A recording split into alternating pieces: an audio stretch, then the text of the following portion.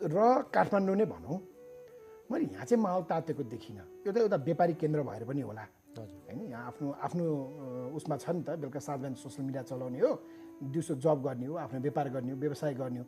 वीरगन्जमा त मैले केही पनि देखिनँ। म 2 दिन बसेँ वीरगन्ज, त्यहाँ त त्यति बेला केही पनि थिएन म हुँदाखेरिको अवस्थामा।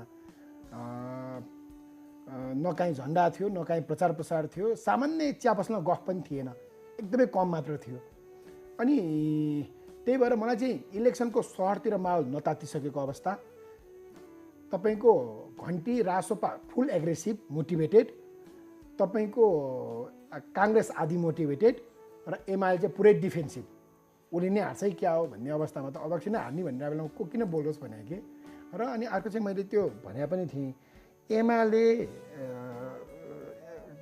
के बालेनलाई कसले जिताउँछ भन्दा मेरो चाहिँ प्रिडिक्सन भने बालेनलाई एमाले जिताउँछ।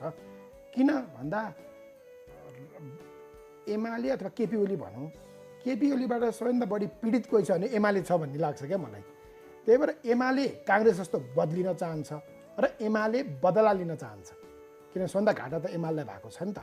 भन्दा यो बदलिने र बदला लिने कोर्समा चाहिँ एमाले अब यसपालि राम्रै सबक ओलीलाई सिकाउँछ भन्ने मलाई लाग्छ।